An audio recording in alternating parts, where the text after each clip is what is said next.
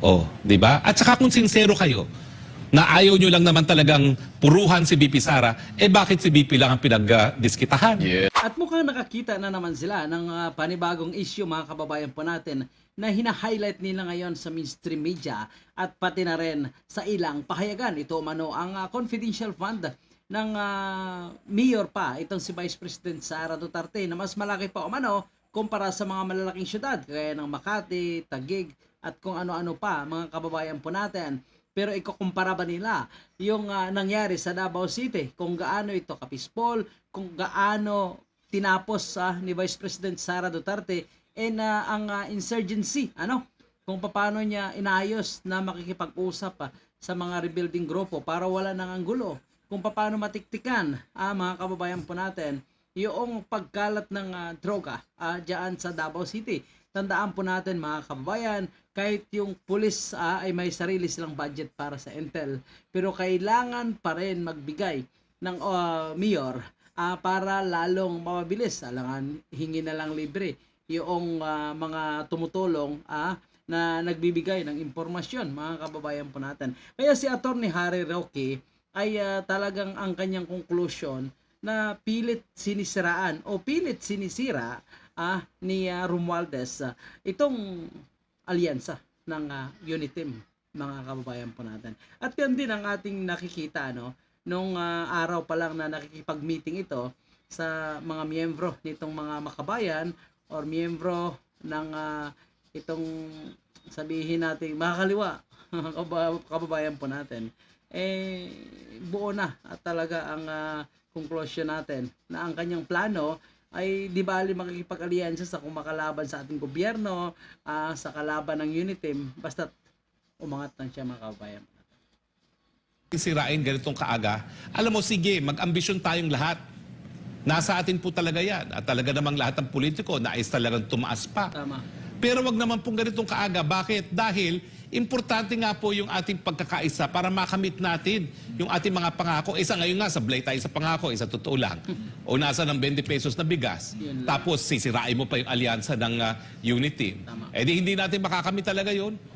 Di ba? At saka kung sincero kayo na ayaw nyo lang naman talagang puruhan si BP Sara, bakit si BP lang ang pinagdiskitahan? Yes. Di ba mas malaking confidential fund? Ang presidente? Yan nga Hindi tanggalin na lang lahat na confidential fund. Wala nang kahit anong confidential fund sa private agencies ng ating gobyerno. So, dyan na lang sa AFP at sa Philippine National Police. O sabihin nyo nga, bakit si BP lang ang pinuruhan nyo? Kung hindi talaga politika lang ito, di ba? You cannot put down a good man. Yan po ang kasabihan. At alam naman ng taong bayan na nung linabas nila yung confidential fund sa Davao, di ba buti dahil Davao City can at least attest na gumagana yung paggamit ng confidential funds laban dyan sa salot ng lipunan ng mga teroristang CPP-NPA. Di ba po? Tama yan talaga. Sino ba yung pinakaunang syudad ngayon na walang spaghetti wire? So lahat ang wire nilagay sa ilalim ng kalsada, mga kababayan po natin. Yan pa lang makukumpara ba sa mga syudad na nandito sa Metro Manila? Wala po, mga kababayan po natin, kung gaano ka-peaceful ang Davao City. Kung pumapasok man ang illegal na kontrabando, pero agad-agad na-intercept ng mga otoridad po natin. Kasi ganun kalakas ang kanilang intel dyan, mga kababayan po natin. So talagang gusto nilang sirain kasi alam naman natin, ang confidential fund ng Office of the Vice President, yan ang tumitik-tik sa mga guro at teachers party list na mga miyembro na kumakalaban sa ating gobyerno at nakikialyansa doon sa mga kaliwang grupo. So, at teachers party list yan. Pangalawa, itong kabataan party list. Ano ba yung mga hawak? Mga estudyante.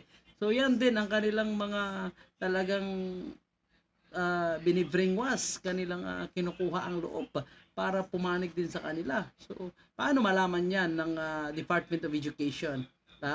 Hindi naman magsasarita yung mga teacher at estudyante dyan. So, kailan yung gumamit ng intel? So, saan siya kukuha? Di ba? Saan siya kukuha? So, doon sa confidential fund. So, wala na yan. Tuwang-tuwa sila. Kasi talagang patuloy na naman ang kanilang malupitang diskarte, mga kababayan po natin. Aliado ng Unity, dapat ginagawa ang lahat para palakasin ang samahan ng Unity. Ano ba naman kayo? Wala pang 2 taon ang ating administrasyon. Nagsisiraan na tayo. Bakit natin kakampihan yung kalaban ng gobyerno kaysa doon sa kalaban na nakakampi natin sa unit team? Ayun, tama. Ako nga kung magagawa ni Inday Sara yung nangyari sa Davao na walang insurgency sa pamamagitan ng pagtaas ng kabuhayan, yun sa, ano ba yun, sa Pakibato, ano tawag doon, Pakibato ba yun? Pakibato. Pakibato, Yun. na ngayon po ay nag-e-export ng kakao, no, na dati-dati hotbed ng insurgency. At saka yung localized peace talks na ginawa ni Inday Sara sa Davao. At dyan po ang pinagasusan ng confidential fund. Siyempre may gastos naman po yung mga localized peace talks na yan, no, na hindi nakalagay sa line item. Kung magagawa niya yun sa buong Pilipinas, bakit hindi?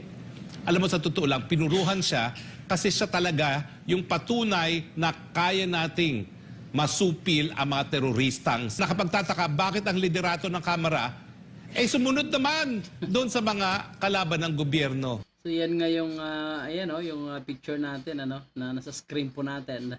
Yung nakikipag-meeting itong si House Speaker Romualdez sa mga miyembro ng Makabayan Bayan.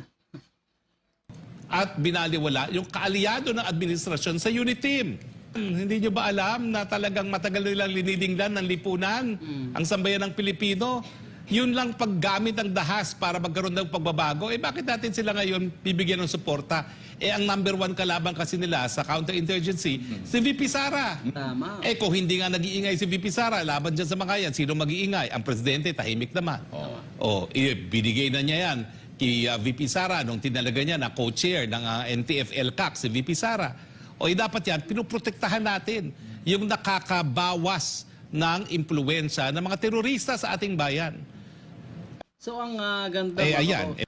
ang ganda ng komento ni Atty. Harry Roque, mga kababayan po natin, talagang pasok na pasok at sigurado kung maririnig yun ni House Speaker Martin Romualdez ay mag-uusok na naman yan sa galit, mga kababayan po natin, kasi ang nakikita natin mukhang patuloy mukhang patuloy ang kanilang pakikipag-usap dito, mga kababayan po natin. Hindi kaya totoo yung kumakalat na isyo na itong si House Speaker Martin Romualdez ay nasa likod nitong Makabayan Block para patuloy na atakihin itong si Vice President Sara Duterte. So sana hindi ganon, mga kababayan po natin, kasi kung ganon ang mangyari ay patuloy po na masisira ang UNATIM at baka posibleng magtitiwalag na itong si Vice President Sara Duterte kung ganon. Pinakinggan natin ang mga sympathizers ng mga terorista. Ayan, ano mangyayari? Mapipilay tayo. Malaking mawawala dahil talagang tinitingalan naman ng mga Pilipino si VP Sara pagdating sa counterinsurgency, kasi napatunayan nga sa Davao na pwedeng gawin yan. At ang importante dyan, hindi lang yung pagbibigay ng kabuhayan, kung hindi yung localized peace talks na dyan po talaga nagsimula sa syudad ng Davao. So yung mga lugar na meron pa ngayon labanan, dapat i-adapt yung model na ginawa ni Inday Sara sa Davao City. Ngayon, paano na yan? Tinanggal na lahat. So, yan po, mga kababayan, at itong si Franz Castro ay patuloy nga na inaatake itong si Vice President Sara Duterte, at isa pa yan si Hontiveros, mga kababayan po natin, na walang tigil, at talagang gusto nilang sirain, kasi alam naman natin na itong si Hontiveros mukhang nag-aambisyon din sa 2028, mga kababayan po natin. At sa ngayon ay mas parang pinili pa ni Vice President Sara Duterte na hindi magkomento sa sinasabi ni Franz Castro na confidential fund.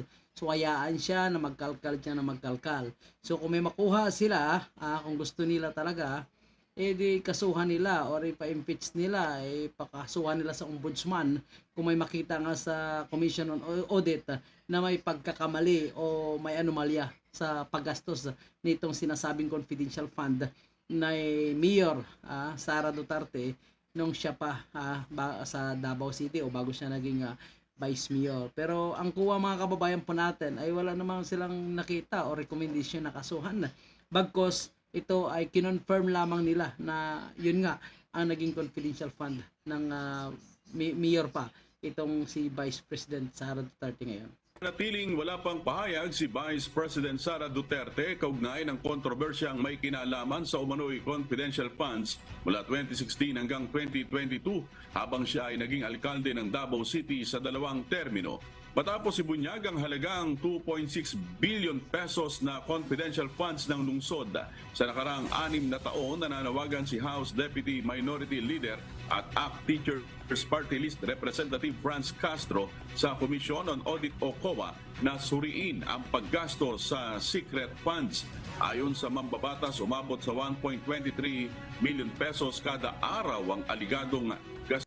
So yan po mga kababayan, lahat na lang na mga pwedeng ipukol ngayon kay Vice President Sara Duterte ay ginagawa na nito mga makakaliwang grupo. Pero ang mga Pilipino ngayon, mga kababayan po natin, ay napakawais na. So alam na nila ang totoong balita at yung balitang pilit na pinapalabas na mali nga o may anomalya itong si Vice President Sara Duterte.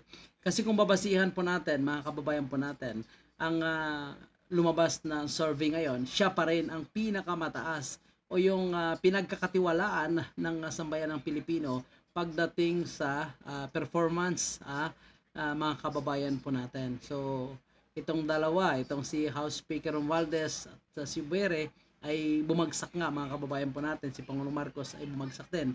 Pero kung tutuusin, ang pinakamataas talaga ay itong si Vice President Sara Duterte. So mga kababayan po natin, mukhang hindi epektibo ang kanilang ginagawa kasi mukhang umaangat pa itong si Vice President Sara Duterte. So ang kanilang estratehiya ay mukhang nakakatulong pa na lalong sumikat at makilala ng sambayan ng Pilipino itong si Vice President Sara Duterte kasi unang-una, wala naman silang ebidensya na magpapatunay na mali ang paggastos ng Office of the Vice President sa sinasabi nilang confidential fund at lalong-lalo na nung mayor pa ito sa Davao City, mga kababayan po natin. So Sara pa rin tayo, wag tayong papayag na patuloy na sisirain nitong ilang grupo itong si Vice President Sara Duterte na alam naman po natin na nagtatrabaho base doon sa kanyang mandato at pangangailangan ng bawat Pilipino. Maraming salamat po. This is Kababayan Viral Fates.